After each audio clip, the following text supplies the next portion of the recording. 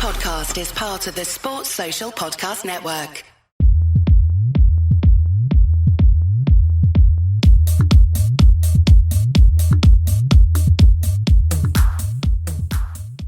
Hello and welcome to this week's edition of the Sosbans and Sidesteps podcast. Joining me, Big M, as always, the one and only HG Rugby and New John. Good evening, gentlemen. How are we? Woo! Top of the world, Martin. Very happy, very happy. How are you, Matt? I've just gone deaf. Christ, how was that? Sorry, listeners, if you have to endure the same pain I just did. High as a kite, Matt. High as can be. High as can be. I'll have some more you were taking then. Yeah. So we're all pretty happy after this weekend's events. So I'll be honest, I completely forgot the agenda right from the off. We won a game of rugby. I suspect we're going to be talking about rugby. But before we do that, we just need to talk about the podcast. Because someone who's not here is, of course, Pringle, who claims he is sick. Claims. I think probably... sorry. Do you want a second to finish your biltong before we carry on? I'm really enjoying it. But if Pringle is sick, I suspect that he caught it off an Ulster fan because they are absolutely sick as parrots, I've heard. So every single one of them was sick to their stomach as they left the park. So he's probably caught it off one of them. But what that does mean is that Pringle is not here to tell a story, which is that he met a listener. Now, unfortunately, whoever you are, he has not got your name to us, so we can't shout you out directly. But the guy who met Pringle, shout out to you. Pringle sold, and this is under investigation currently with the Sosbans and Sidesteps Ethics Committee. He sold a Scarlets branded coat on Vinted because he says that he doesn't need 3 Scarlets coats. Terrible. We're not on board with that reasoning, but the fact is that he's done it. And a guy came around to his house to pick up the coat that he'd sold, and this guy got chatting to him, and this guy just says to Pringle, "Oh yeah, I was listening to this podcast in the week about these guys who went to Northampton. There was a guy who went on the bus and he had a great time. Have you ever been on one?" And Pringle's like, "Yeah, that was me. I'm that guy." So everyone was happy. Basically, is the end of the story. It's a happy story. Value of that jacket has shot up now, though. Yeah, Pringle's now that it's had a famous owner. Yeah, he didn't sign it. That's the problem. But how does he sign it? Does he sign it Pringle or does he sign it Benji? That's a big question. The Benji formerly known as Pringle. That's what it is. Or the Pringle formerly known as Ben. Which way round would we go? He's known as both simultaneously. That's the problem. This is the marketing for Benji, though, is he can do one run of Pringle signed ones and one run of Benji signed ones, and then he's just quids in, and he can do a second production run without affecting the residual value of the first run. He's a marketing genius. Okay. He's a marketing genius. He was found a love for biltong, and Jesus Christ, he's chewing. He's macking on that. Real close to the microphone. That's Going, someone is going to enjoy this podcast way too much when they listen to it. That is so wrong, so wrong. Okay, so we do have an actual game of rugby to discuss, do we not? Yes, we do indeed. I think so. We do. Okay, let me try and skim you on to the agenda. So, Pringle court story. Done, dusted. I don't know how accurate the retelling was, but we'll go with it. The performance. I mean, I'll be honest. I haven't been able to watch all of the game. I've got the first half down. I've got snippets of the second. Obviously, the try, of course. But I was quite pleased. I was really pleased with how, basically everything went. Little miffed at how, maybe easy some of their tries came in the end. But, they worked hard for them, so, you can't fault the boys on that front. How do you boys see it? Also, you've managed to watch a full uninterrupted 80. Yeah. I went with the performance. When it got to half time, I was like, okay, well, so that's the best 40 minutes of rugby the Scarlets have played this season by a long way. So I was thinking, right, the wind's going to be against us in the second half. I thought Ulster are a good team. I thought they probably are still favourites for this game. So I'm there thinking, even if we don't win this, I'm still happy because I've seen us play by far the best rugby that we've played all season. Clearly, there's something happening here. Clearly, there's something that's been rectified. So I'm contented enough, regardless of what happens from here. And even like when Ulster got that last penalty, or when those last penalties were exchanged, I was like, you know what? Probably, if someone wanted to tell me that Ulster were the better team on the day, I'd kind of be all right with that. Because it was a little bit of a smash and grab the way that it turned out. But I was like, yeah, but they're a good team. They're flying high in the league, and we've really tested them. I thought it was a great game. I thought it was a really engrossing game of rugby. I couldn't take my eyes off it. And I thought that we played well enough throughout, not perfectly, but well enough throughout. I was like, do you know what it is? It's been a good day of rugby. And then obviously the final moment happens. And I don't know about you, but it took me a while to register it. Like he's like crossed the line, flopped over the line, stood up, he's getting hugged. And my brain's going, Hugh, you need to celebrate. Something good has happened. But I'm just like, no, that can't be right. This doesn't happen to me. But it did. Yeah. Honestly, that last try going in, like I was listening on, I had obviously the Premier Sports comms on through the radio in the car, and I think I've given my kids PTSD. I screamed so goddamn loud. I actually punched the roof of the car. I think my fist is still feeling it, if I'm being totally honest. I haven't, it was just a great experience. Like, we haven't been able to have, wins like this for, a little while at least. I mean, talk about a smash and grab. I mean, what they only led for 17 minutes of the game, and I think we led for 53. Well, however way you want to go. But they were on top. For me, they were on top for the majority of the game. They felt dominant for pretty much the entire second half, I would say. I think that's where that smash and grab feeling comes from, because the defensive effort from the boys was massive, but I think because it was just absorbing pressure, nonstop. It did really feel like, it did feel like a smash and grab from that point of view. I'm trying to see what the possession was the whole game. It says they only had 60% possession. The Ulster, it felt like 70 by the end. It felt like we did not touch the ball in the first half until they scored that try. That's what it felt like.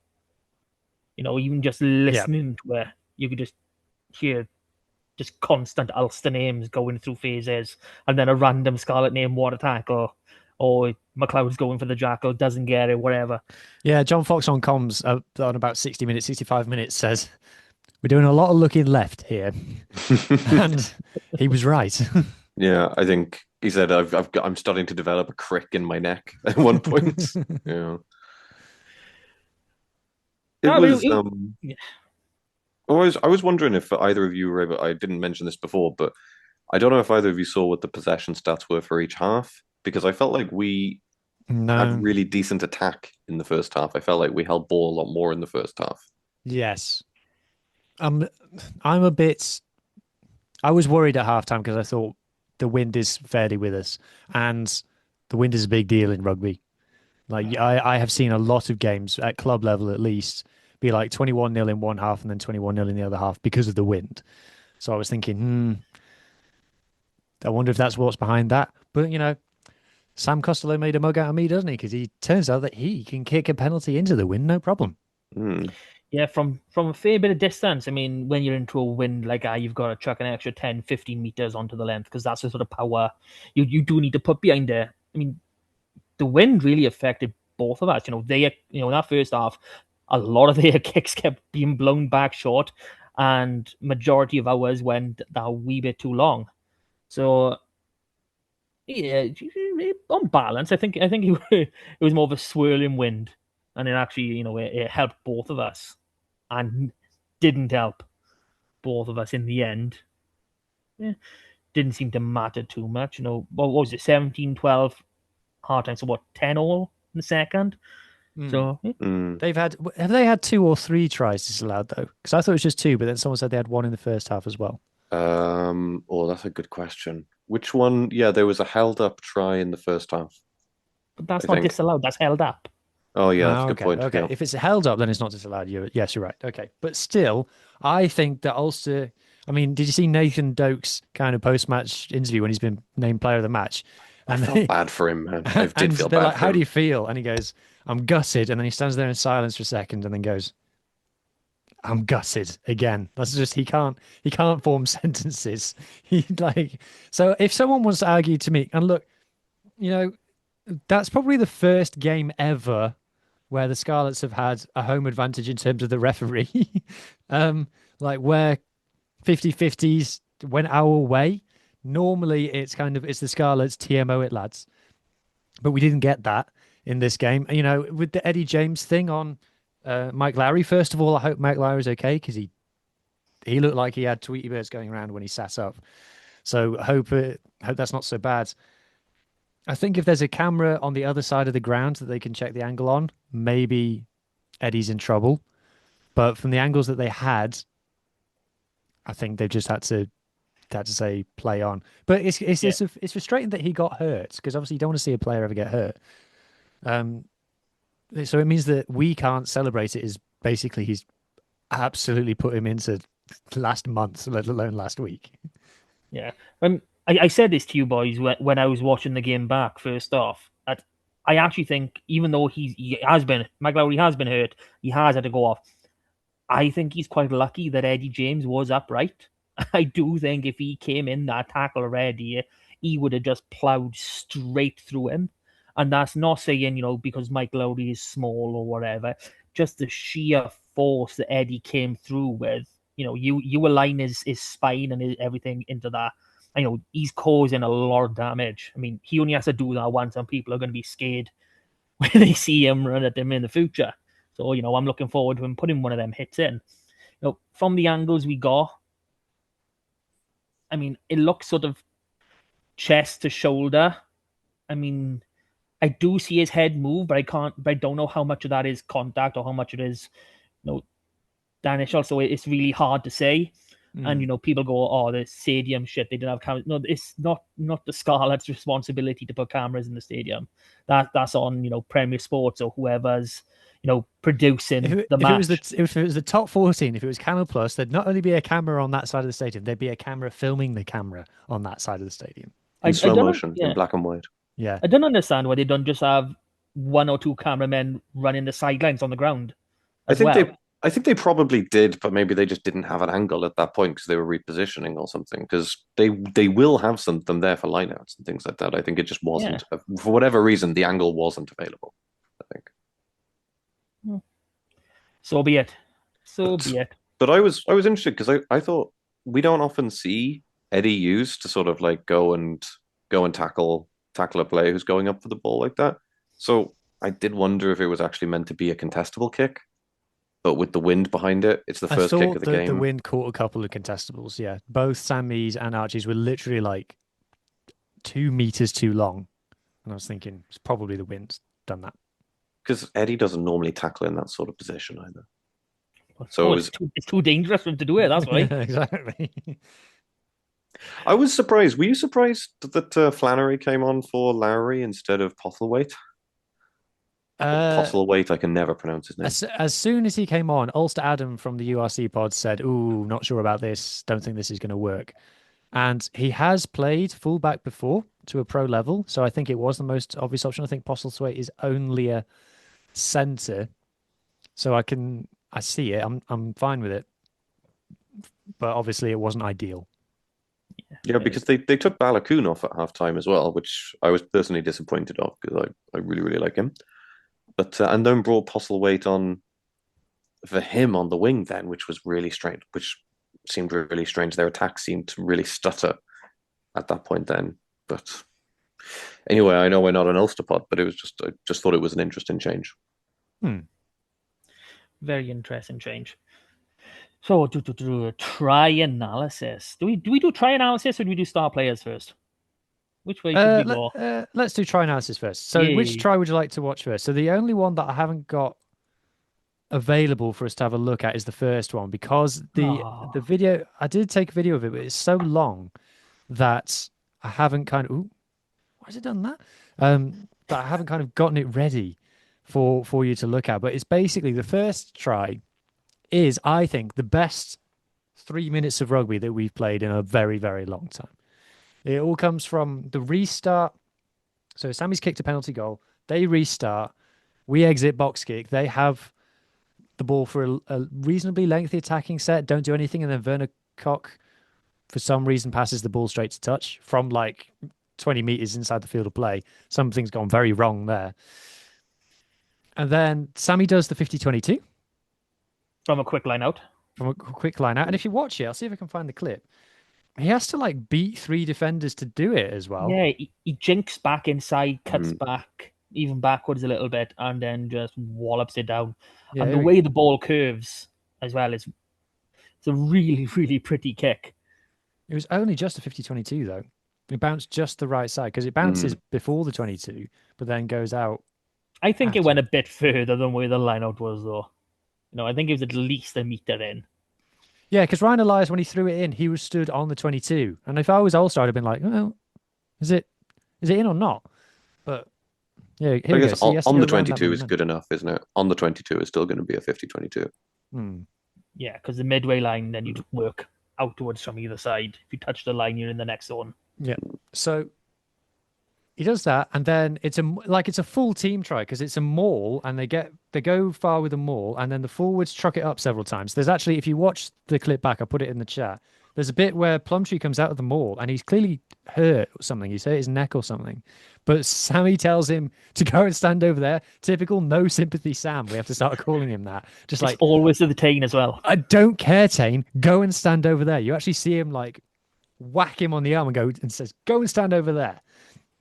So he does it and then goes through a few phases. I absolutely loved Archie's service from the back of the ruck because he wasn't just popping it up. He wasn't just from the ground popping it up. He was picking it up, engaging a defender, then doing it quite DuPont.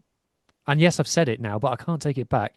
It's because DuPont never plays the ball from the ground. He always picks it up, stands up, and then passes it. And that's what Archie was doing. And then eventually Sam Costello just goes, yeah, you have it, you have it, you have it, you have it. All right, give it to me at try time. Yeah, I mean, he is responsible. Look, Sammy is responsible for our tries, for their nice looking tries in this game. Josh is just a genius when we come to that one. Just pure rugby intellect on that. Definitely, Wales captain quality. There we go. Said 2 weeks in a row. Coming. It's coming. It is. It should be. Coming. But yeah, I mean, in terms of Archie, and this is probably jumping ahead to star players, his decision making when he's moving with the ball, when to pass, when to go. Like we saw a few half breaks, we saw a few times Ulster players trying to cut into the line in front of him, but he didn't give the pass. He kept moving and he picked the right option. So fair play to the boy, to the Falcon. He's not a boy anymore. He's a man. He's a big bird. Fair play to the man Archie Hughes. It's good though because it felt like watching that again. Not a pick and go in sight, which I know Hugh will be very happy about. But Mart maybe slightly less.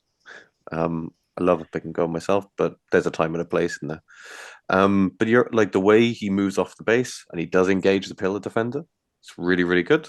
But other than that, you were saying, he gives it to the forwards. He gives it to players he gives it mostly to Eddie James, Plumtree, and Fletcher Anderson. So 3 players that are known to our opposition, like these are big runners. They take minimum 2 people to bring them down. And it's really, really nice how he picks them out. They get a good run on. They slow the fold from the defense and it creates that space out wide. And then it's Sammy going up for it. He goes to get double tackled. And that's when he gets the ball out the back door to Blair.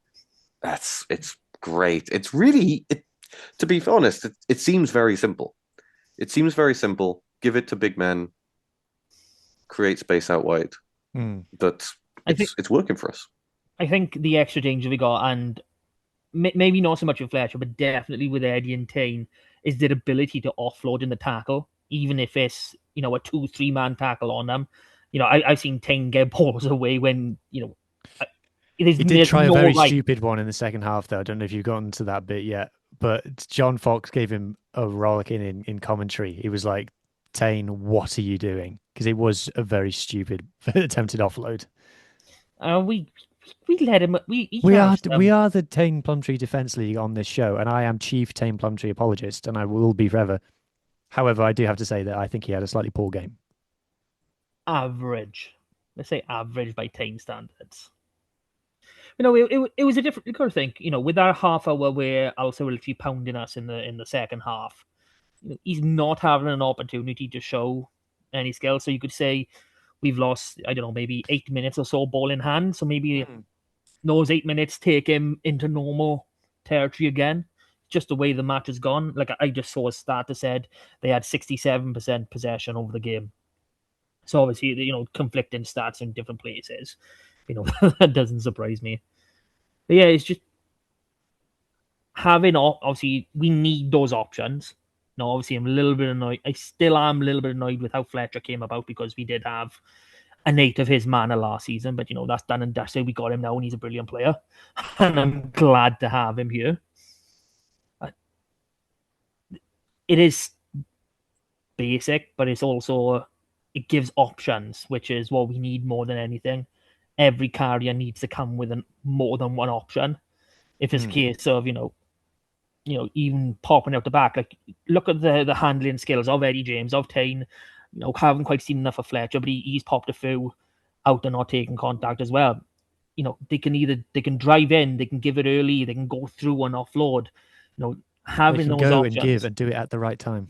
Exactly, and having that is tremendous. They can be slow or fast, but they must get to the line, and they will get there. They will. Do you understand where this reference is coming from? Okay, never mind. Confident enough to say no. All right. People listening will know, so we'll move on. Shall we talk about try number 2, which might be my favourite? Well, no, obviously the final try is my favourite try of the game. But I liked this try from a nausea The start point of view. The start of this is absolutely brilliant. I loved Elias taking it, having Archer and Kems either side to clear out. They just worked in a perfect unit for this carry. And you just watch them both coming in, just isolating each side. Is brilliant. It's dummy maul. Lousy, beautiful. And EJ is so close to it. Sorry. Shall we just explain to the people what we're watching? Okay. So tap and go. Come on, get on with it. Tap and go. As you say, it's the front row. So he's got the 2 props coming alongside him to do the clear outs. He's got Josh McLeod in behind him. So he taps it. There you go. The ball moves, which is important. Yes. And he actually does quite well to get as far as he does. And then Josh McLeod plays 9, which I think is a nice little detail. Josh McLeod's passing, very underrated. We've picked it out as being quite good a few times on the pod. And then it goes to Lousy, and for all the money, this looks like it's going to be a dummy. It looks like it's going to be a maul. The way that he's turning, the way that he's got the 2, I think that's Cuxon and Tane coming into it. So if you look at, I think it's Hume in the middle, Cock outside him, and I think that's their number 6. I think it's McCann. All come in to join the maul. And then Lousy, probably arguably the only player on our team who can do this, pops it up to Eddie, who's coming in. Jesus, that looks like it hurts. Yeah, but Cock actually sees that and he reacts to it pretty good because you can see he's going in for that mini maul, but it's like he can see the other other gears, other cogs move, and he's like, shit, I gotta get out. He's done really well by there. Yeah, and Eddie's so close to getting over that literally the next phase, Josh is just like, that looks an awful lot like the try line. I'm just going to put it down. And he does that. So even though Eddie hasn't actually gotten over, I would say that set piece works. And I think that we should be awarded a first phase try for that. Yeah. Well, no, because the first phase was really Elias. I mean... Oh, yes. Shit. We take that tap ball 6-7 meters out and he's like a meter shy when he actually gets stopped. So fair play. I mean, we've all spoken about his carrying and his scrummaging as his main parts of his game. He is the most similar hooker in Wales to Dewi Lake. People don't want to hear that, but it's just factually true. You mean Dewi Lake is most factually similar to him, or whatever way around you just said, because he came first. Remember that. Do you want to watch the try now? Do we? Just don't show me the mistake before it. Okay, don't show me the pop pass. It doesn't go anywhere. That was almost going to be burnt into our retinas for the next year, I think, until we saw something better. Yeah.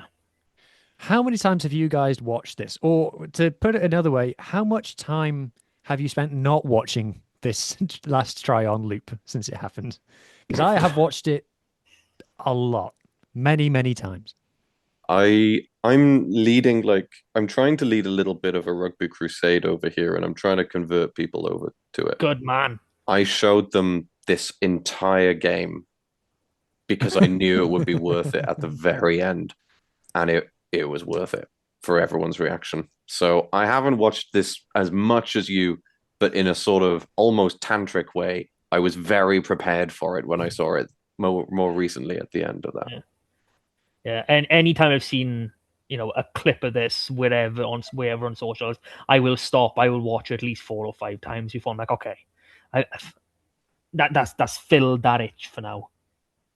Okay, here we go, everybody. Now I'm going to just scroll so the Premier Sports logo isn't visible, because they do like a copyright strike. And so obviously it starts with a maul, and I thought at one point we'd buggered this up. Yeah, But then I'm like, is this a penalty? Is this a penalty? I don't know. But I thought Josh Morris has played very well since he's been coming in, by the way. This isn't slightly off topic, but I thought he's done very well. I think he had 2 pickups off his toes in this game as well. I think. we'll come on to Josh in a bit. I think we got a listener's question revolving around him. So you've got ball goes to Johnny Williams. This is EJ on the crash line. You can see it holds. You can see this player is looking at EJ like, oh God, all right. This is happening then. He's just coming to terms with it. He's not even preparing for the tackle. He's like, my life is about to get ouchie. And then goes to Sammy. You can see Tommy's an option there. And then, are you ready? Are you ready? I'm sitting comfortably. Oh, yes. The pass. What you got to watch here, right? What you got to watch with this pass? And this is something that you know if you've watched it as many times as I have. You got to watch Postlethwaite. You know, sometimes when you have a dream and you need to run, but you can't run. That's what happens to Postlethwaite here, where when the pass goes, see this moment, he's realized what's happening, and he knows there's nothing he can do to stop it. And this is just a man panicking. And it's worth saying, Ellis Mee is, according to the official stats, Ellis Mee got 48 run meters in this game. I think all 48 of them are here in this one moment because, wow. And this is like against Northampton. Do you remember against Northampton for his try? He hands off someone behind him and uses it to propel himself along. Not for his try, sorry. His assist to Archie. He does that here. Oh, come on. No, we just got to watch it again. It's fine. Yeah. I didn't think he was going to get there. I thought he's tackled He does. for sure. But he does get there. And he does a dive. He's so happy with himself as well. It's because the pass is absolutely incredible. And obviously we praise the pass, but he's left with a lot of work to do. Oh, to finish that. Yeah, the pace, the handoff, the high leg. It's all good. Even before this game, I would say Ellis Mee is on form the best Welsh winger playing right now. And we gave him a hard time at the start of the season. Well, but rightly so. When players are not playing well, we will critique, and if that critique is negative, it happens. Players, they gotta know they've got fans. We love all these players, and we want them to play to the best they can. And when they're not, they don't need a soft shoulder going, oh, there, you'll get better soon. It's like, no, smack across the back there. You know what to do it. Get there and bloody do it. But honestly, everything about Ellis is really, really amazing to see his trajectory from being, playing 15 for, what was it called? Nottingham. Watching him play 15 for Llandovery, and he was like so far better than everyone else on the pitch. He looked like everything he was doing was in slow motion. It was one of the early games in the season. It was on Espedirec. And when players look a standard above, he looked a standard above the standard above, because that's just how that game went. He just looked like someone passed in the ball. You could have someone sprinting at him from 5 meters away, and he would be there for about 10 minutes deciding what he can do, because that's how much time he just had on the ball. It was Christ, I'm replaying that game, one of the breaks he made in that game now in my head, and it's just magic. It is sublime what he can do. You know, his defense is brilliant. The way he will always show the outside to the attacker, and he just swings around. More often than not, he will like grab him by the waist and just swing around and take him down. That seems to be the Ellis Me style tackle. I'm going to give you the space, and then I'm going to take it away again. Exactly, and he's really, really good at it. All right, let's see yeah. the pass from the other angle then. The John Fox again. I'm talking about John Fox a lot. John Fox in commentary who just couldn't get over this pass. Like even whilst Ellis Me was running in, he's just like, the pass. I can't believe the pass. You literally stuck him in a timeout. He was like, "What a pass! What a pass!" Oh, I think the best thing about this, and we went through a phase where we had some amazing tens. We had Priestland, we had Bigger, Sam Davis, even Matthew Morgan. There's so many really, really good tens that will do more, like Jared Evans, mercurial things. And it's just completely dried up, at least still in Wales. And Sammy is just one of them players that will do things and he's capable of doing them. So when you see in that pass, it just makes it all that more better because it is now rare, for us to see it inside Welsh rugby. And there's plenty of other Welsh fans that will try it.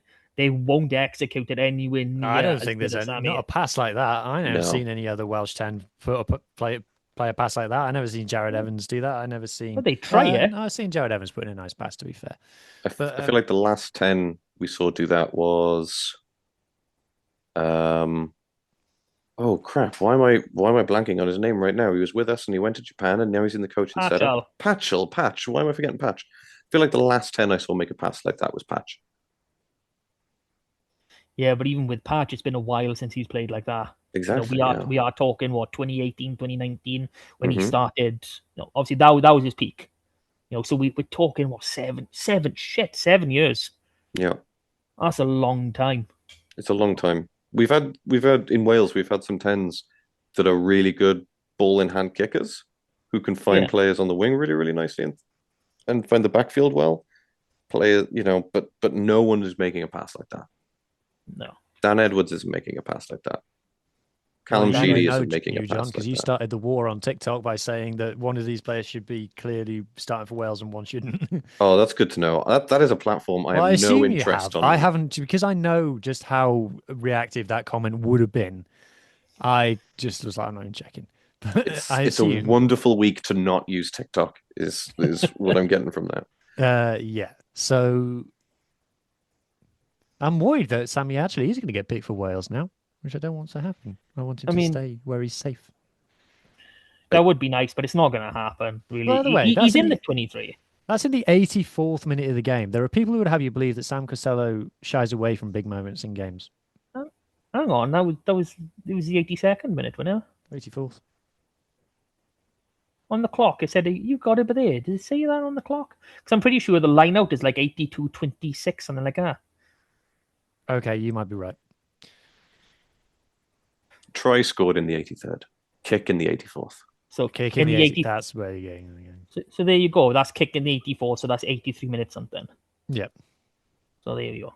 Problem solved. He's likely to come off the bench in the England game and do something. Well, the thing is, because he was so injured, because he was injured for a while, and we saw our performances dip so much in that time, and now we've seen it trend up really, really quickly again now that he's back. Like we've been saying for the last couple of weeks, the mainstream rugby media has kind of finally picked up on that now, and people are reporting on it. And I think the narrative is now designed almost for him to come on and do one or two really, really good things in that England game, and then have the likes of your Wales Online, so your Scrum 5 actually like really, really pushing for him. And I feel like that's the next step in him getting back in favour with Wales. It does feel a bit, cynical for me. The whole, because he was always this player. This is always who he is. He's not just suddenly turned into this. And I checked. He got left out of the November test squad and no one said I- anything. People were just like, "Oh yeah, he's been left out." And he's A played lot of people were happy.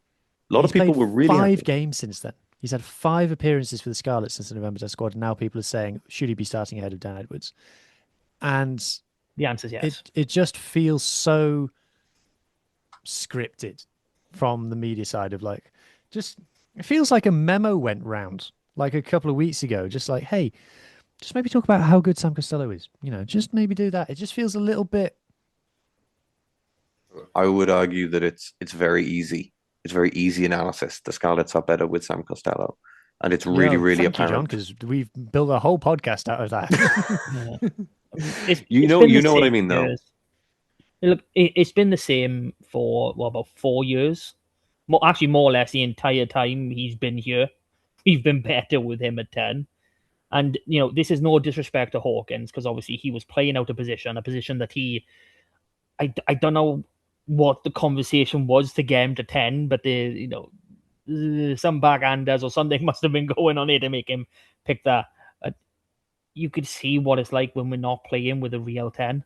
And, it was similar with Joe and Lloyd. Our game plan was so much more simpler. We weren't doing half the things that we would do with Sammy. So it is so noticeable when he's not there. And the only thing I can say now is he's a couple of years older. He's got that more maturity. He's got that calm head. He's become much more of a leader. You look at Sammy 3 years ago, the start of the season after Patcher left, the start of that season compared to now, huge difference in terms of leadership qualities. He had them then, but they're just massive now. If we move on to talking about Wales and our Six Nations, I can't see how Are we? can't. Is that an agenda? I don't recall No, putting that in the agenda. No, it's not. But this is why I'm stating it. But I can't see how you can't go 10 through 14 and not just pick all Scarlets. And but Welcome back to the Scarlets podcast, everybody. there you go. I mean, Okay. I still think that Archie is definitely not the 4th best scrum half in Wales at the moment. So I would definitely have him in there as well. But So what's your hierarchies in 9 at the minute then? Oh, in Wales, that's the problem, isn't it? So yeah, Thomas Williams starts.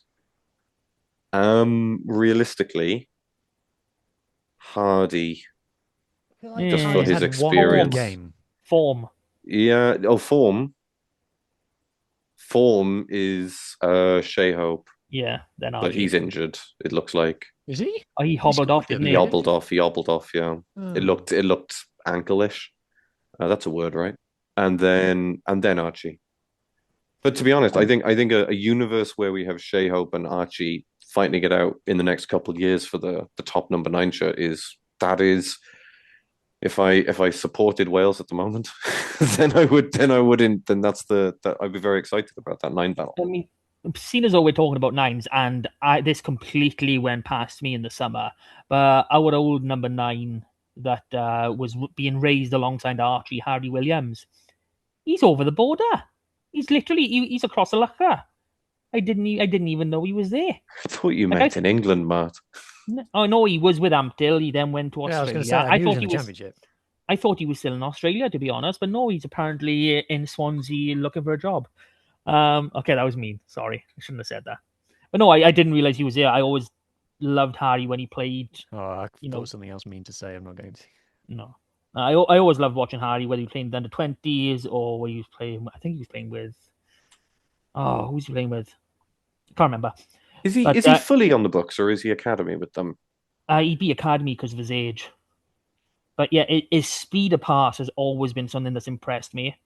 But like Archie was starting ahead of him for Wales under-20s, wasn't he? Yeah. Yeah. But they were always together. They were, because I believe we signed Harry at like a 15-year-old or 14-year-old because he was up in Ipswich. Like I can remember that story going. We're going back like 7 years now, and I can still remember that. And I always thought he was a really talented player. I always thought he would come through, but obviously for whatever reason, he buggered off at a time when we had next to no 9s. So yeah, but yeah, he's over there. I didn't know. I thought I'd share with you guys. Any other star players you want to talk about? Can I shout out Kemsley Mathias is never, ever, ever going to make any headlines from this game. 68 minutes on the pitch. I don't know about you, Mark. I felt like we had Ulster's number at scrum time, in my opinion. All day. First half, at least, that I can say. All day. Yeah. And I think he made 16 out of 16 tackles and 7 carries. That's good work. It's really When you good consider work. how little ball we had, him getting 7 carries is impressive. I don't know what happened in Northampton. It's something just with that referee just did not like him. Because apart from that, I think Kemsley Mathias is the unsung hero of the Scarlet season so far, in my opinion. Since November, yeah. He's been brilliant. He's turning in, like, I know I've said it recently, maybe having Josh Morse now in there, giving him a kick up the arse to make it okay.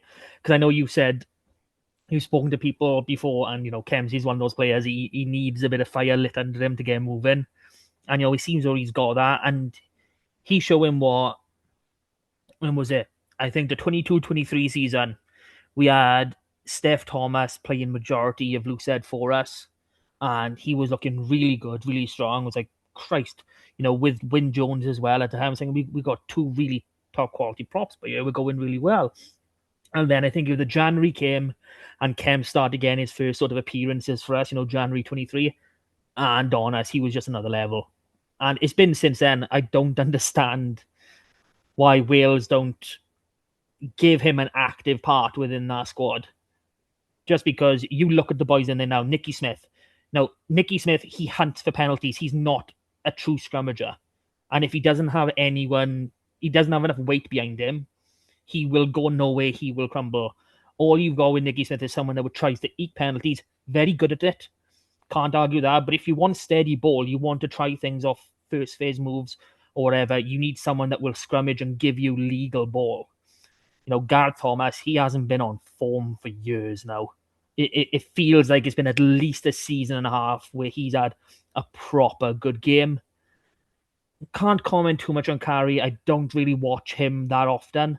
I do try and watch over the border as much as I can. Sometimes I think TNT Sport pick our squad. Sometimes Wales's squad. I think these days, if you're playing in England, you're probably going to get picked. It really winds me up. It's always the same with journos as well. It seems as that if you're in England and you're Welsh, you'll get a few articles. I mean, how many articles were there about Kane James? I mean, I can't comment on him playing, but look at the back rowers we've got here. That's what we're looking at. If they were saying maybe Dejan Gwyn, that I can believe. He's in the under-20 squad. He's playing for Gloucester. He's a good kid. He came through our setup. He's Aberystwyth, I want to say off the top of my head. So there's some players you can understand it, and others not so much. But yeah, it does feel like if you're playing in England, Bryn Bradley is an example of a player who I seen him play for the under-20s. He was alongside Louis Hennessy, and to be honest, I thought Bryn Bradley was the standout player compared to Louis Hennessy for the Wales under-20s, in my opinion. And he's gone to Harlequins. He's struggled for game time, mind you. People act like Louis Hennessy is playing a week in, week out for Bath. Yes, he played at the weekend. He is not. But Bryn Bradley's got a run of games, and now people are going like, oh, well, why isn't he in the squad? And first I'm like, look at our centres option. We're not short in the centres here, boys. And then Harlequins literally got booed off the pitch last game. Yeah. But, their management or whoever actually acknowledged it and went, what, we played shit, it's not acceptable. It'd be nice if we could get that sometimes. Now, personal opinion for you boys, I want to see if you match up. So, if we're looking at centres in Wales, I think our 4 centres is in Double Joe, Johnny and Eddie, not in that order. But I think they're the 4 best centres in Wales. Johnny, okay, he's not covering himself in glory lately. Inisi is playing well for Dragons. Yeah, we're talking Welsh. Welsh qualified playing in Wales. Yeah. I'm not as much of a Ben Thomas hater as you are. I've got time for Ben Thomas. I'm not Ben Thomas hater. I like Ben Thomas, but I do think Hawkins, apart from, I think Ben Thomas has a nicer pass on him at the moment. But I think Hawkins, his kicking is better. I think he gives you a much better run option. Better. Yeah. Carrion's better. And I mean, it's 12. Like, you need to be able to carry. Ben Thomas gets turned over. And defensively, I think Joe Horgan is a brilliant defensive 12. Mm. Defensively, I think, not to be too controversial, but I do think Watkin and Williams over the Locher are pretty good defensively. I don't want, like, as a unit together, I think they're probably the strongest defensive partnership They've at the moment. Tons together. Yeah, Watkin's been around for well over a decade at this point as well. Yeah, but I think it's fair to acknowledge that it's like they are a unit. They have played together for ages. I don't think it works when you split them up. That's why I don't think Watkins has ever looked so good for Wales. I would rather. I don't. I'll upset people if I give my opinion on Owen Watkin, but no, thank you. After the pod. After the pod. Yeah. And Iron Owen. I think he's got a really good ceiling. He's not better than Eddie, or he's not better than any of our centers. Yeah, I'd love to see him play with Eddie, though. I would love to see him play with Eddie. I mean, a couple of years ago, I thought an Iron Owen was gonna start shooting up. His trajectory was already on a good line, but he seems to have petered a bit. I do think he can still go a step further. You know, can he make international? Like, we're really getting off topic here, but you know, I do like an Iron Owen. You know, there's a couple centers down at Dragons I like. Harry Ackerman. Oh, I can't remember his name now. Bugger it. It's another one. I can't remember. Another Dragon center. Can't remember his name. He's all right. He's a young one. The issue with the Dragon centers is a little bit of how much have they been held back because of the environment that they've been in, and hopefully that's changing now, and that's fantastic, and maybe we'll see a little bit more from them. But if you want to ask me right now, not talking about ceilings, who's number one? Who would I? Obviously we're ridiculously biased here. I would prefer to start. How dare you? I'm counting myself in that by what I'm about to say. I would start Costello, Hawkins, and James. They're clearly playing. 10 to 14 start Scarlets. Who's 15 then? Because he doesn't look good at fullback. Someone else, because we just get shit otherwise. And Murray hasn't had a good game at fit. He's had worse games than Zamet recently. I wouldn't start Murray either, to be honest, for Wales. I think they still are, because I think they want to use him in attack. But no, I would go Zamet, me. Oh, we Tommy really don't have. It's got to be Tommy Rog. It's got to be. Me and Rogers are the wings. Got to be. Me is in form, as in playing in form, and he's a cracking winger international. I would put me at fullback, I'm thinking now, as I stop to think about it. I mean, I do think that's where he's going to end up. He's not played there enough for me to go in there at Six Nations level. Yeah, but they're going to... What do you mean? He spent a full year playing there, week in, week out. No. I think if you do start him there and you say, I'm going to start LSME at fullback for every game this Six Nations. I think that's something Tandy needs to do. I think he needs to pick his 23 now and stick with it. Tandy's created a rod for his own back with the centres. We're getting massively off topic here, but we're far enough into the podcast now. He's let Matt Sherratt tell him what to do with the centres. Yeah. And now he's got to stick or twist. And he's not twisting.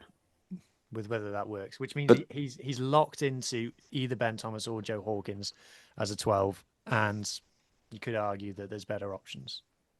I mean, what 13s are there? Like, is Louis Hennessy the only real 13? No, it's going to be EJ. It has to be, yeah. But is Hennessy the only 30 out-and-out 13 in the squad? I'm going to have to check the squad now. Yeah, I think so. So, yeah. I mean, that's probably why Eddie's been transitioned over to 13 a bit more with us. They've asked, and I've been saying this for weeks. We've accommodated. I didn't want to hear it. No, we could see it. We've all been saying it for weeks, to be fair. I mean, we are still going for the EJ6 and EJ10, but yeah. Oh man, that's boring. That's old shit. EJ3. I reckon he can lock down a scrum if you give him a chance. He's too tall. He's too tall.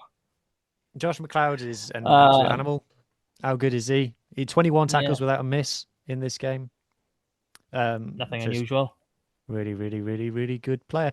And Fletcher Anderson, If I'm Blair got on the end of a try. Well someone done. down in New Zealand wants to be knocking on some doors down there, because I'm not saying that Tame Plumtree, Fletcher Anderson, and Blair Murray would be test All Blacks. But what I am saying is that these guys are playing NPC level. These guys haven't even established themselves in Super Rugby level. And they've gone abroad. They're playing week in, week out in the URC, and they're getting test caps. Someone down there in New Zealand needs to be going, hang on a second. This keeps happening. Yeah, They're definitely they- Maori All Black level. No doubt yeah. about that. There's definitely something going wrong with a pathway identification of getting into that Again, gap getting off between topic, NPC Super Rugby. getting off topic, but I think that they are too like spreadsheet. I think they are too like, you need to be this dimension, you need to run 20-meter dash in this time, you need to be able to bench this, and you need to be this tall. They're running And I think everything off stats. if you don't fit that, then you don't go. Like what New Zealand players? Who's watched New Zealand in the last 2 years and seen like someone trying to do the kind of behind the back pass like Besides Tame Savea. Plumtree's done? Other than Savea, they don't do it. No. I mean, they're not looking at, and it's the same here, because it's exactly the same thing we struggled with in the second tenure with Gatland, the same as what we're struggling a bit now with Tandy, even though he's still early. Hopefully, that'll come out of it. They're not looking at performances. They're picking off their own. I don't even know what they're picking off, because it's just weird. I feel like, feel free, like, please disagree with me, but my feel is that since the 2011 World Cup, there's been a general trend towards more structured play, more control, and now since 2023 to 2019, maybe 2019, it's been trending more towards unstructured broken field play, slowly but surely. I mean, that's why Since I'd say 2023, I 21. think it's accelerated massively. I'd say away after from that, structure. I'd say after the Lion series, the 21. I think that's when it started. Like in what I started seeing. I think this is what is hurting Ireland so much, is that they were the most structured team and they were that strong, and then rugby suddenly just completely went away from structure, and it's really, really hurt Ireland quite badly. But yes, I agree with that, and I think New Zealand just are followers, not innovators anymore. Well, I think they had such success during that time of structured play. You know, that's where we've got so much of that dominance. That dominance came from at the tail end of that generation. And so I think maybe they've been reluctant to change. Maybe, I don't know. I don't know. But because that dominance, even if it's a bit more boring to watch it gives results. And more than anything else, New Zealand rugby is focused on results. Yeah. Anyway, Okay, we need to get back on our track. Scarlets podcast. Who else played well? We talked about Archie, we talked about Sammy, we talked about Eddie, we talked Hawkins was about... good. Sorry, who? Hawkins was good. Hawkins was Quiet. he had the He was intercept. He had an intercept, but like that was the only mistake I feel like. Yeah, this was a defensive performance as well. Mm. And I think Hawkins, he stood out in his ability to defend as a 12 in this game. I don't know what you guys think. I'm not sure that Big Nige is sold on Hawkins yet. He's been No, I substituted don't think in he is. both games. He's been told, you ain't a 10, mate. And it feels like he's gone from under Dwayne, you are in every single 23 when fit, to with Nige, it's now you gotta prove why you're here. Yeah, I mean, I think that Puds will go back to, or at least wants to go back to the traditional centre pairing where the 12 is bigger and, you know, your 13 is your X Factor player. He could have done that. He could have done that in these last two games, and he hasn't. Yeah, but when you're talking about in terms of pairing, and you're saying you put in Eddie at 12 and Max at 13, yes, it can work, but you're looking at overall structure of the game. Who do you want on the bench? And like we said, Max is like it's not perfect for him, but you know he is a bench player. You bring him on with 20 minutes to go to actually just blitz people with his pace and power, you know, and that's just ideal. Like he's gonna get start. He's gonna start on the weekend now. Come in, you know. It's in terms of looking at the overall squad as well. What were the best options we had? I think that's why we ended up with Hawkins, and EJ13. What we get in the future? I mean, if EJ13 is going to be a permanent fixture, oof, I really don't know. I really don't know. I think overall it still works though, because you do especially in like the set piece moves. Hawkins is standing in at first receiver a couple of times. Well, first 1.5 receiver. I like seeing Archie like run out and then get the pass away, but like there was a bit in the first half where Scarlets got a scrum, an attacking scrum, and the commentator turns to John Fox, who's getting a lot of mentions on this pod, and goes, "So, John, who's calling the play here? Sam Costello or Joe Hawkins?" And Fox goes, "Costello." And it was like he didn't say the words full stop, but you heard the full stop. So who's calling that? It's Sam Costello. Oh, okay. Very little commentary to add to that. Yeah, nothing to add, is there? Yeah. Okay. One other player who we didn't mention, sorry, that I really wanted to give a shout out was I thought Cuxon was really good in this game. I thought he was really, really good in the maul generally. I thought maul defense was really, really nice for him. Yeah, considering his age too, like he is, a really, really young lock. As in, I'll get his actual age up here if I can be bothered to look at. He's just turned 22, like literally 10 days. 10 days. I assumed he was like 27. Honestly, with the beard and everything, I thought he was on the bad end of 30. Yeah. I'm really sorry, Harvey. Yeah, he is a baby. He's still senior academy age for another 18 months. So, I'd like him to stay. I think he'd be a good permanent signing. Good for lock stocks and all that. Yeah, agree. Yeah, nothing against him. He's England under 20s, but does he have a granny? North Wales. Huh? He's from North Wales. Oh, lovely. That's our region. We'll have that.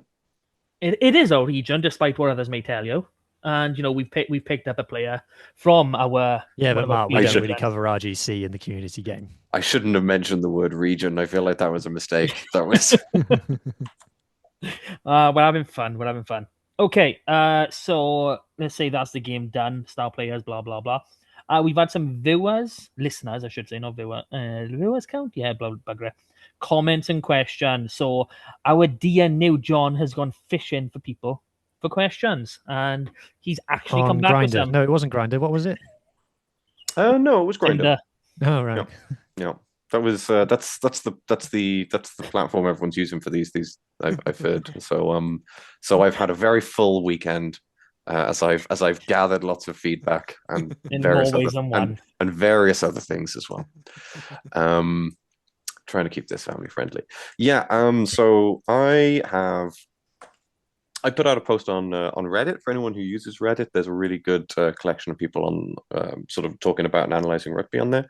But the Scarlets also have a little sort of sub forum there, which is called a subreddit. So it's reddit.com/r/Scarlets for anyone who wants to join us on there. Get us a link up from the pod. I'll get a link up there, yeah. And I will be posting before each one just a little opportunity for anyone who wants to put in some questions before the pod. And this week we got 3 questions in from there.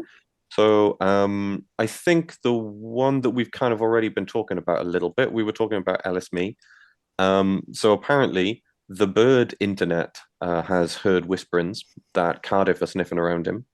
And he wants to know, how can we entice Ellis to stay down the park? Do you want to go, Mark? Well, I liked your answer when you responded in the pod, in the group chat. I like that one. Should we go with that one?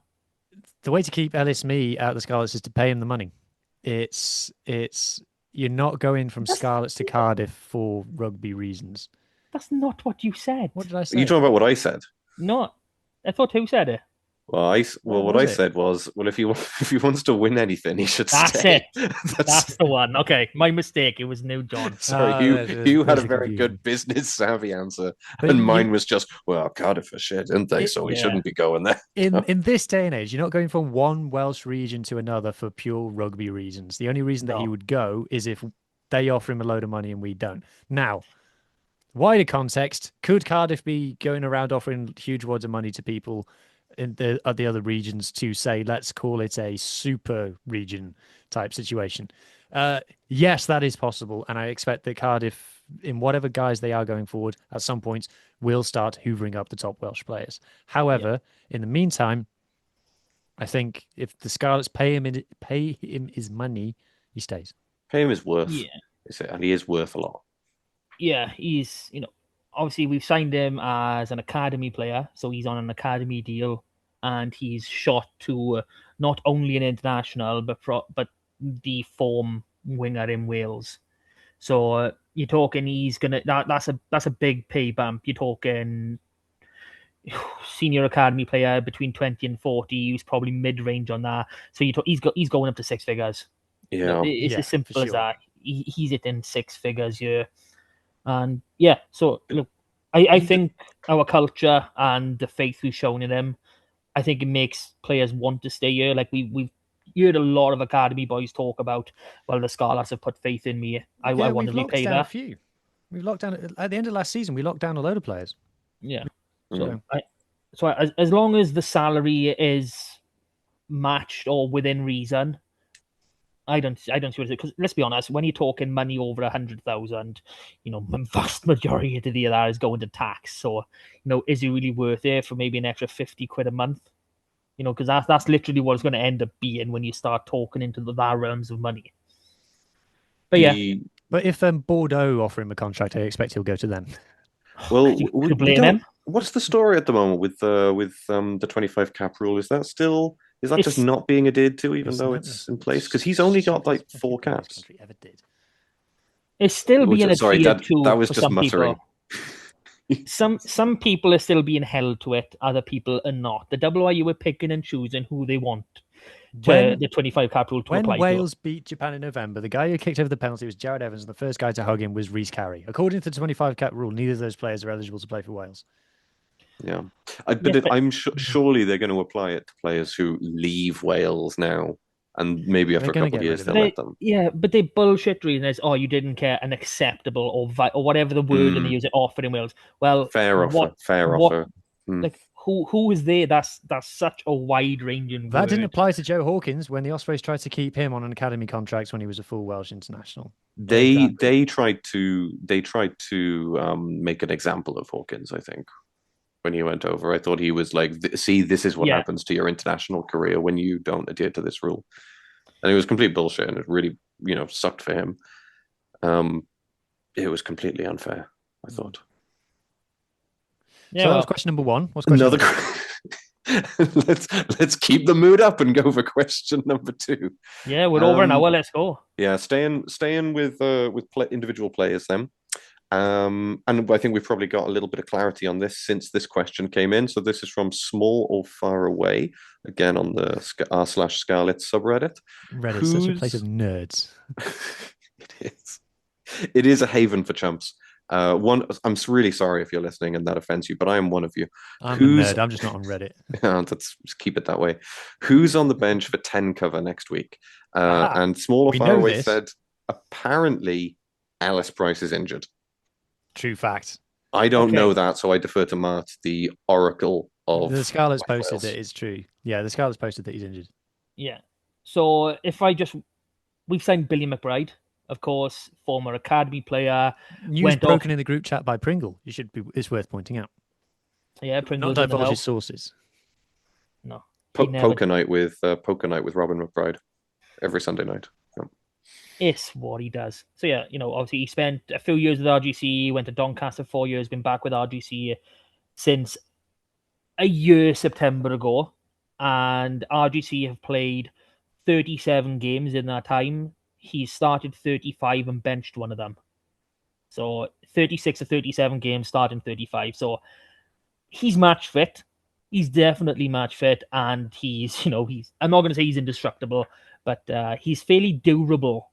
Because which most players vastly important for his 7 minutes off the bench on Friday night, if that. But no, he's got a bit of a point to prove coming into this, really, isn't he?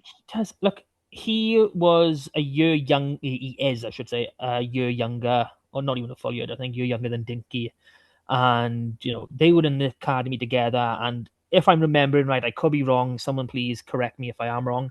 We chose Dinky over Billy McBride.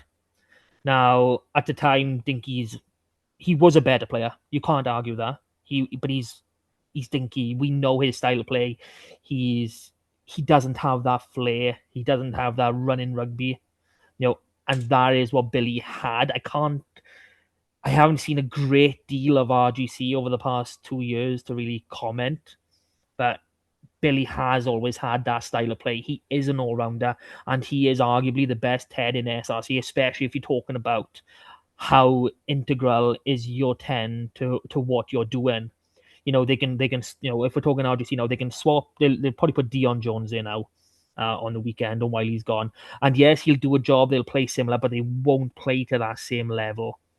It's just one of them where you put that player in the content. It's like Sam Costello for us. You put him in there and you just see that performance boom up just that much extra more. So it'd be great for him to come here, and I think it's got to be for more than just the 1 week. It's got to be for the full Six Nations, because from what I'm hearing, Ellis Price is a minimum 4 weeks out to 6 weeks, and what's he done? More. Foot. Ooh, you need that for running and stuff. Yeah, and he's a 10, so maybe kicking or planting, whatever foot it is. What was doesn't it? Have to do it. Doesn't have to do any gardening at 10. What's he done? It's not like what's himself. His name? Who was the guy? Who was the guy at Bridgend who got kicked by a cow? That's going way too off topic, and we've done enough of that today. You'll have to find out. Though? I can't remember. He used to play for Ospreys. Bald. Luke Price. There, you've done it yourself. Yes. He's actually playing for Bridgend now, I believe. Yeah, no, it was quite recent. He got kicked by a cow. Oh, and then he was late getting to the game because his tractor got stuck in the lane. So, at Bridgend, they've got someone that's been kicked by a cow and someone that had their hand bitten by a lion. It's a great place to be, Bridgend. Really top level intellect. That zoo needs to get some better fencing in. That's what's going on in Bridgend. Similar here now.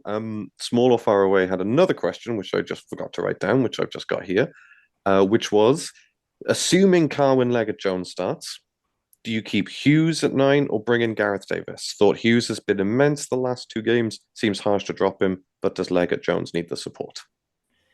A fascinating and good-looking question. And I think I agree with whatever Big M's about to say. As much as I would love for him and Archie to start their journey now, you need to put as much experience around that boy as possible. And, it's got to be Cowdo, and, you hope to God, obviously Johnny and Joe, obviously Johnny played, but Joe wasn't on the injury list either this week. So, having Johnny Williams and Joe Roberts in the centres as well, that's going to help him massively. You need to really give him everything he needs to be successful, and having that experience around him will do that. They will know, or at least they will see what he was doing, how to adjust, and how to basically make his life easier, because that's literally their whole purpose. It feels like we have a real opportunity now with Sammy gone to do what we didn't really successfully do with Charlie Dickham. And actually take a talented young 10, bring them into the game, bring them into the team with experience around. And I feel, we'll talk about it later, but I feel weirdly serene about this Benetton game, where I almost don't really care what the result is. I'm way more focused on what the performance is like. I agree. But don't rob things for us to say at the end of the podcast. So, next question. I've got a question. Have you got one more question? I've got one more question from SJ2009. So a 16-year-old has a question about a TMO, apparently. Can you explain why the TMO was within their right to bring playback for the cock yellow? So, as I'm sure, or maybe you haven't seen online, a lot of Ulster fans are really up in arms about the decision of the TMO to bring playback for the head contact on Tom Rogers by Werner Koch. Why can the TMO do that? Because it's in the rules that they're allowed to do Foul that. Play. We suffered this in the Bristol game when I think it was Fletch has knocked the ball on and then we've played for another about 20 minutes and scored a try, and they've gone back for the knock-on.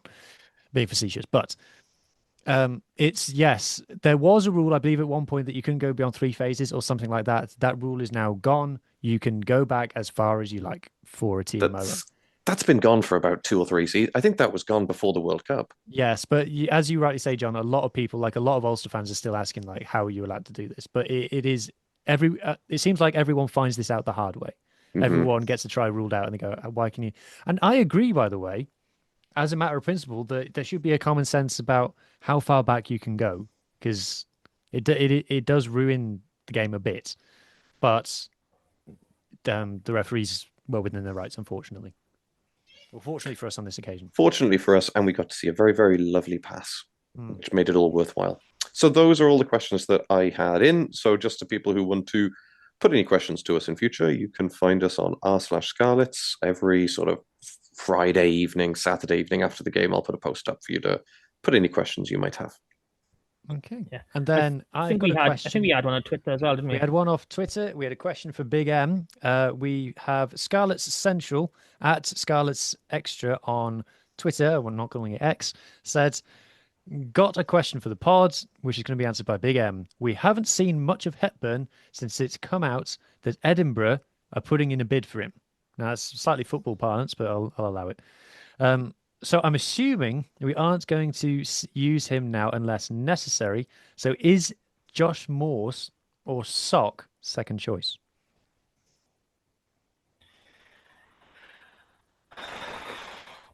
Well, the short answer is we'll find out on Thursday when the Benetton team is named. But realistically, if there is going to be a new second choice, it is going to be Josh Morse. Plain and simply because, and this is not disrespect to how good Josh Morse is. And, you know, he does tear it up at SRC level, and he's been biting at an opportunity to come through. And honestly, this season, his carrying has gone up another level with Hepburn, but it seems to be a clear plan that, you know, Josh Morse is now ahead of Sock. No, I'm not. Our season isn't over, so we got to be playing our best players. That is my opinion. If our season was dead, then I'd be just start Josh Morse, just give him all the minutes he can. But yeah, that's literally more or less. Josh Morse is now moved up a pecking order, and we'll see what happens with Hepburn. I'm just trying to remember when Hepburn played last. Was it the Dragons? No, he played against Northampton. I'm sure he did. Was he on the bench? Yeah, I'm sure he came on for Chems. I'm sure he did. One second. Yeah. Yeah, well, yes, fair enough. Yeah, he did. He played both Champions Cup games, and Josh Morse played against Dragons and Ospreys before that. But I think if the gist of the question is who's ahead, Sock or Josh Morse, I think Josh Morse. Yeah, Morsey definitely seems to be at the moment. Yeah. Okay, I don't have questions now, but I do have 3-word thoughts from Facebook. So on Facebook, every week we ask for your 3-word thoughts. This is something we've been doing for years. We do it after every game, and normally we forget to read it out. But I have gone out of my way, I've taken time out of my busy lifestyle to screenshot some pictures of Scarlets fans' comments on Facebook. And they are as follows. Gareth Young says, Ellis on fire. Sean Sheep says, Costi. James Nichols Rogers says, poor discipline again. We focus on the negatives. We won a bloody game of rugby, for goodness sake. And there weren't that many penalties. I really don't. Brian William Guest, who is a top fan, says, out of jail. Again, a little bit negative. Di Hicks says, a great lift. Peter Evans says, a great win Scarlets. Or great win Scarlets, I'm sorry. He did adhere to the 3-word rule. Tracy Bywater says, about bloody time. Alison Edwards says, like olden days. Then we've got Stephen Evans, who is also a top fan, says, outstanding Ellis me. Then you've got Mr. Chi. I think that is how you're supposed to say that. It says, need a pint. I know a man who can help you with that, but less of that. Oh dear, I think I'm going to get done for being mean again. Ian Humphreys has not adhered to the 3-word limit. But given that he is a top fan, I'm going to read out what he said anyway. When the players came over to the enclosure, I told Sam that he was the best 10 in Wales. He had a little smile. Oh, I'm glad that I read that out now. Lee Griffiths. Who the heck does he think he is anyway? Lee Griffiths says, what a finish. Reese Jones says, never give up. Mandy Tucker, who's a top fan, says, West is best. Mandy Tucker, who's a top fan, so commented twice, says, never give up. Kevin Heyer says, never in doubt. And then Peter Davis, who's a top fan, says, left that late. Paul Price says, take the points. We won the game. And Luke William Reese says, who needs discipline? So, typical Scarlets fans finding the negatives. But other than that, everybody's very happy that we won a game of rugby. Are we going a little bit over the top of celebrating one win? Yes, but I reserve my right as a fan to do that. What's the point of being here? Good points. Also should have taken the points at some point in the second half, in the first 20 of the second half. I wrote that down like 6 times. Take the points, take the points, take the points. Anyway. Yeah, but how many of them do they take and then that next opportunity appears? That's the question. Because it wouldn't be 6 lots of threes. It may be 2 best. No, but just take some points and go back and reset and come back because I know. At this point you've gone so much. This game is over. But Game is over. Ulster not taking threes. Okay. Are we ready for the best part of the show? We're set. And shade the screen. Boom. And we are in. Shall we go? Do we go? Yeah. Hello? For goodness sake, don't hold off any longer. Hey. Okay. Community game, the best part of the pod, the only pod you were here to listen to. So we start in the SRC Cup. There was a game at Carmarthen Park. We will not comment it until later for reasons that you will become aware of. We had a few boys playing up there. So Sam O'Connor, Ben Williams, Thomas Williams, Gabe McDonald, Yori Badam with Sam Williams on the bench. Llandovery in their group won 29-12 at home to Swansea. Fairly comfortable, straight victory. Tom Phillips, Harry O'Connor, dropping straight down. Tian Sparrow starting with Kai Jones on the bench. So Llandovery back in action in the Cup away to Aberafan, and a league fixture for Carmarthen as they replay their postponed fixture at home to Bridgend. Into the Premiership, Llangennech 19-28 loss at home to Cross Keys. That's unlucky. Fixtures this Saturday, Llanelli Wanderers at home to Narberth. Llangennech are travelling to Neath. Doesn't get easy for them. Championship West, Aberystwyth 53-12 winners at home against Crymych. Nice. And fixtures on Saturday, we got Crymych at home to Gowerton, Ammanford travelling to Kenwick Hill, and Newcastle Emlyn hosting Gysainon. Division 1 West, loads of games postponed. The only one that was played, St Clair's lost 10-15 at home to Swansea Upland. This Saturday, we got Vellinville at home to Larne, Kidwelly hosting Wenolive, Hendy at home to Lamberter, Buryport travelling to Swansea Uplands, and St Clair's travelling to Tenby. Down into 2 West, we got one postponement. We got Whitland losing 33-0 away to Lacha. Nankarede going down 7-22 at home to Croix. Aberaeron 27-22 winners away to Pencloud. And Fishguard winning 36-12 away to Pontedillice. Fixtures this week. Why is there only 9 teams in there? Okay, let's see if I can figure this out. So we got Betis at home to Nantgaredig, Fishguard at home to Carmarthen Athletic, a foreign game, Bont away to Lacha, to Croix hosting Pencloud, and that must mean Whitland at home to Aberaeron. Must be. 2 West Central, no game for Brynhaman this week. They travel to Pencord on Saturday. In 3 West, all games postponed. So this weekend we have Milford travelling to Cardigan, Haverfordwest hosting Narberth Athletic, Llandilo hosting Hughes New Dock Stars, Am United going to Trimsaran. Again, my years. Am United going to Trimsaran, Neyland heading to Tumble. 4 West Day, only 1 game survived. Llanabudder 30, Llangam 25. Oof. Fixtures this week, we've got Newcastle Lemon Dragate travelling to Llangam. We've got Pembroke hosting Llanabudder, Pontyberem hosting Tyrone Crymych, and Pembroke Dock Harlequins travelling to St David's. 4 West B, we've got Furness winning 13-6 away to Kev Nathan, Binia 19-14 away to Pantavannan, Pennebank 16-14 away to Pontiates, and Fall Bay 34-10 away to Tregaron, all away in 4 West B. So coming this way on Saturday, we got Kevin Nathan at home to Tregaron, Pontiac travelling to Fall Bay, Binia heading to Furness, Llandibby hosting Pantabanad, and Pennebank hosting Llangadog. We go down. It was Cup week. We had some Cup games.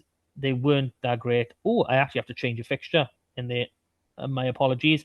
All the way back to One West. Tenby and St Clair's will not be going ahead because they have to replay their Cup fixture because it got postponed. So in the semi-final, Cleckley Wanderers went down 25-12 against Neath. Unlucky they're out. I completely omitted the fact that Armanford were in the Championship semi-finals last week. I am so sorry, but it doesn't really matter because they lost 23-0 against Bedwas, and Newcastle Emlyn 6-17 loss against Bridgend Athletic. So that is the Premiership and Championship Cup completely out of risk. Out of sight, out of chance, whatever you want to call it. We can't win that anymore. So Tenby travelling to Abercrave in the quarterfinals of the Division 1 Cup will happen this Saturday. Division 3 Cup, who's New Dock Stars, 32-19 winners against Llandailo. You're on to the semis, my boy. Hooray. Tumble 23-11 winners at home against New Panteg.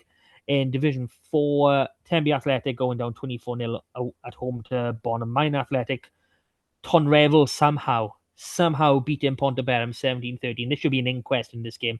There's no way. Ponteberem are the best team in Division 4 across them all. How have they lost this? It's terrible. Llangadog winning 18-7 away to Treharis. Women's game, there were no fixtures this week for some stupid reason. Oh, obviously. the Thunder played? Yeah, we'll get to Thunder in a minute. Oh, sorry. So get it so quick. So in the Premiership, we got Barryport hosting Seven Sisters. Championship, Lampeter are hosting Whitland. Ooh, that's a nice class. And in the West Wales League, we got Newcastle Emlyn hosting to Croyce and Tubble travelling to Pembroke.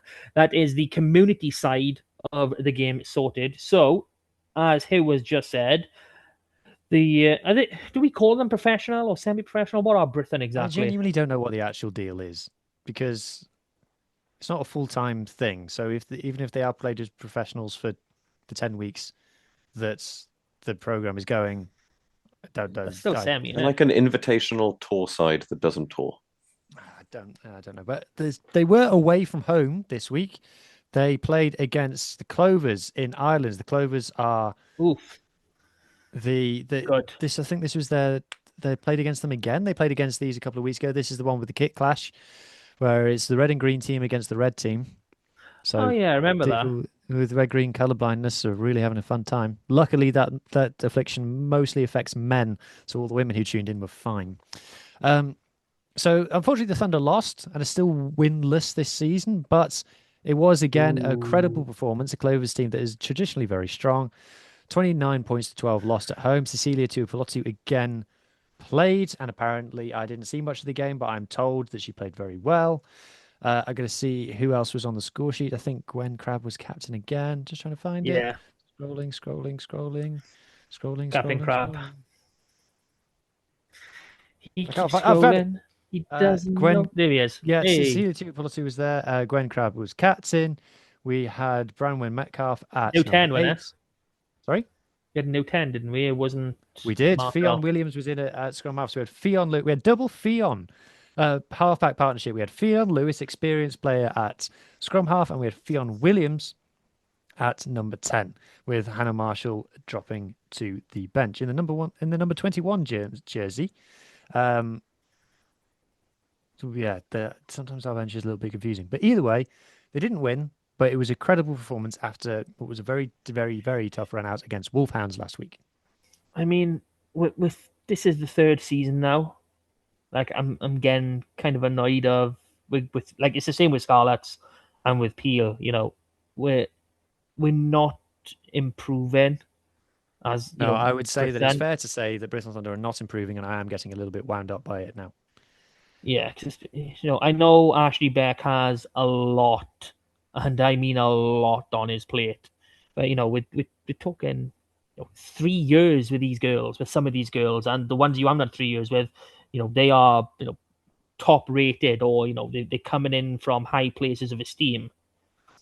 Either, top of the class in under 20s or, in Cecilia Tuipulotu's case, and a full-blown international. These are not, common players you just picked up from a bloody pub on a Sunday afternoon, like. So what So obviously not like bad talking Ashley Beck too much because as you've said before, he has to both wash the kit, sew the kit, design the kit himself, drive the bus, perform essential mechanical maintenance on the bus, and everything else on top of that.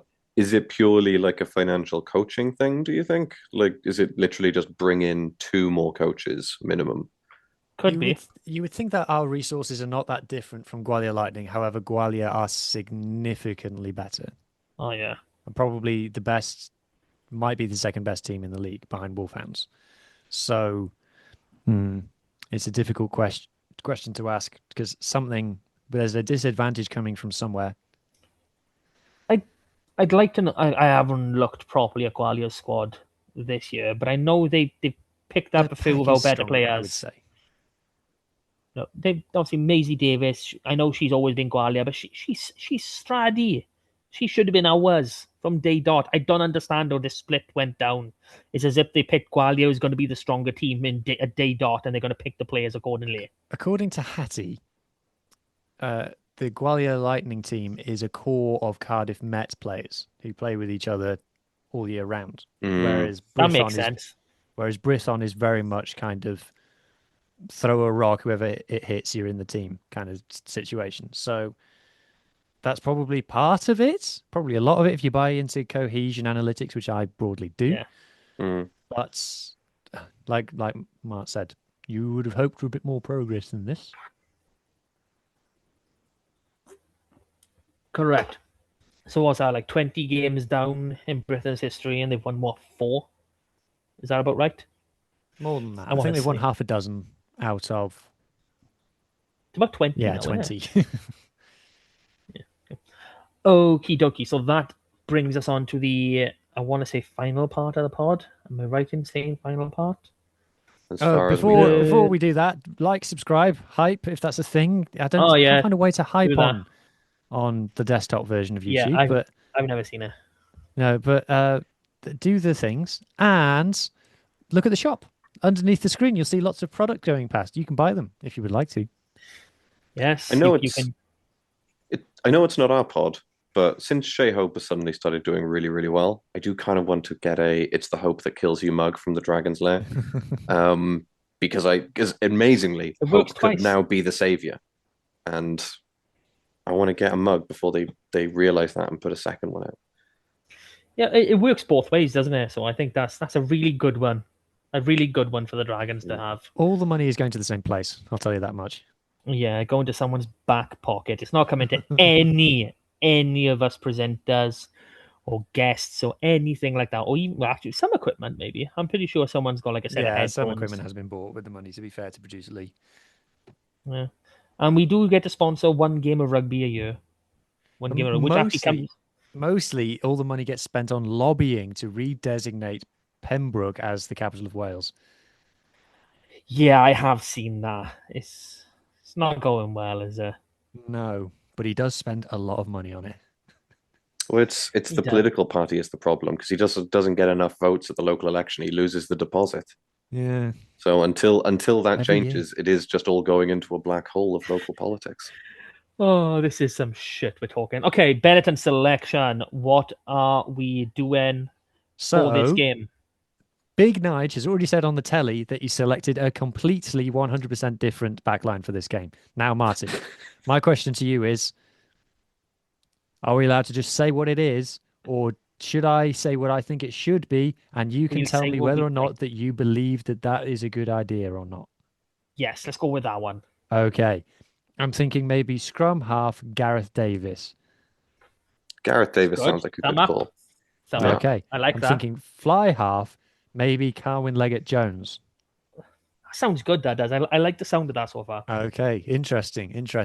I'm thinking on one wing, maybe Max Page. Yeah, it works. Okay, I'm thinking maybe on the other wing, Tommy Lewis. Yeah, it's what I pick. Okay. And then in the centres, I'm thinking maybe Johnny Williams and Joe Roberts. If it makes sense, it makes sense. You know what I mean? And then at fullback, I'd probably go with, if it was me, Jack Davis. Oh yeah, you look brilliant at 15. You can't not play Jack Davis in this. Okay. I think the only thing I might be considering personally is maybe give Badham a run. I don't know, but that's me talking. That's me and my one to play all the academy boys talking.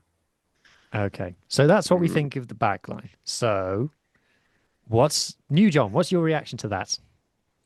It sounds, and I can only go off of reactions and the feedback that I'm getting from both of you at the same time, very reasonable.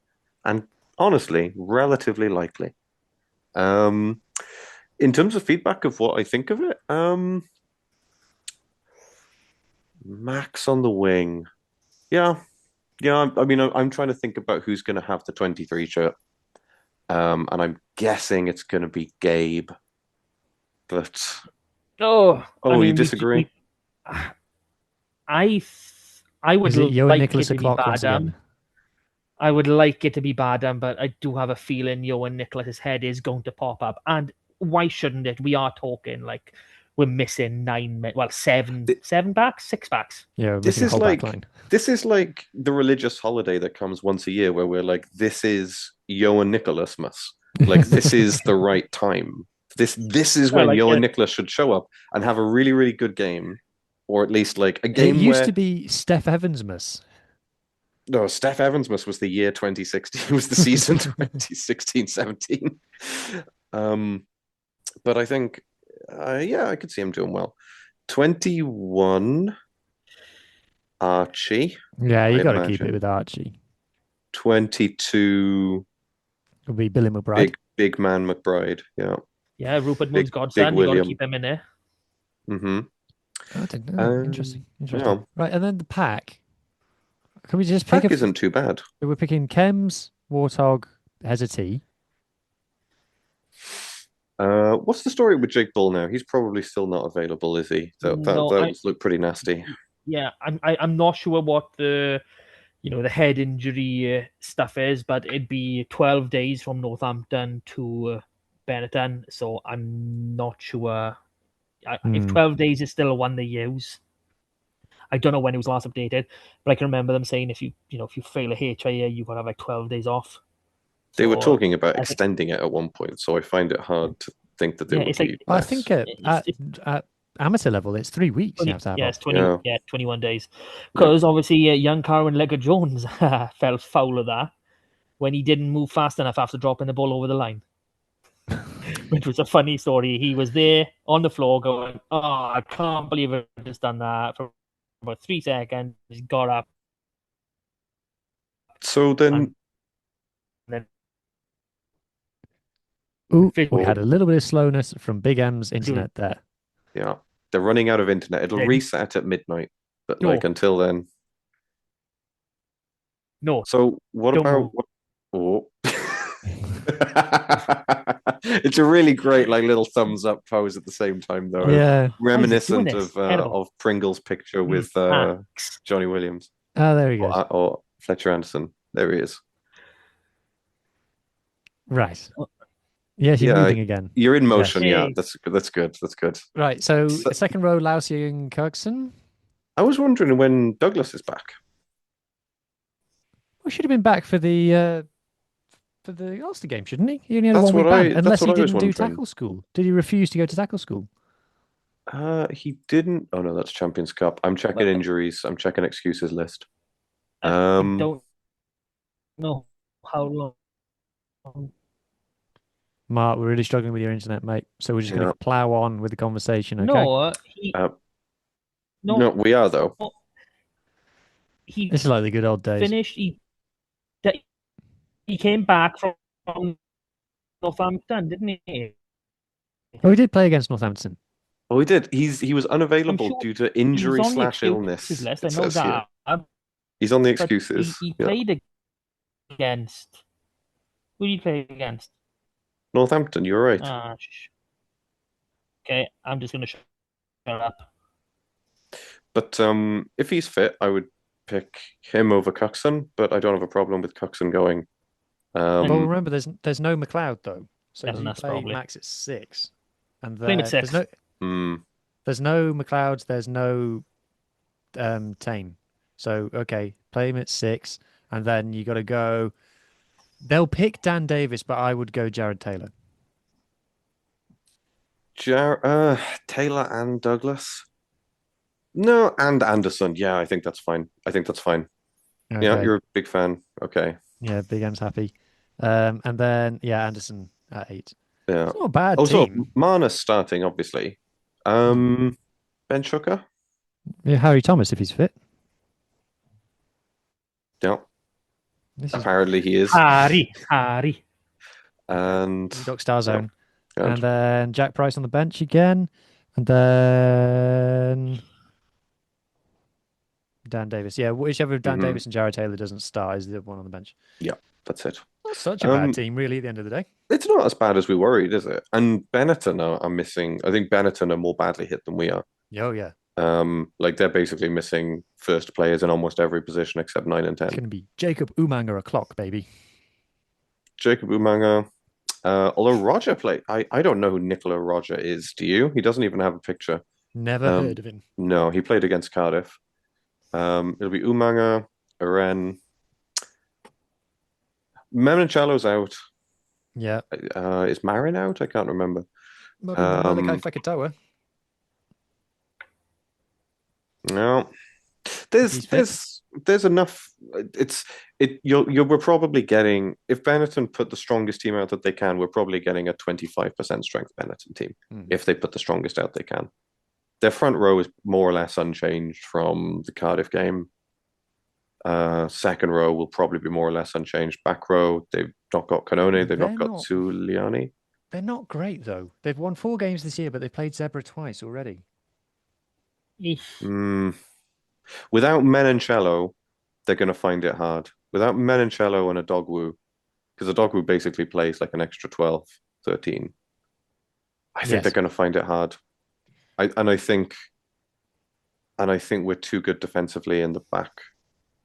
Going back to a question from before, giving Carl Leggett Jones the start with Calder in front of him and then Johnny and Joe behind him, that's the right situation to drop him in because they should help him. But taking a leap from that, I think that Johnny Williams needs a big game for the Scarlets because he's not had one yet this year.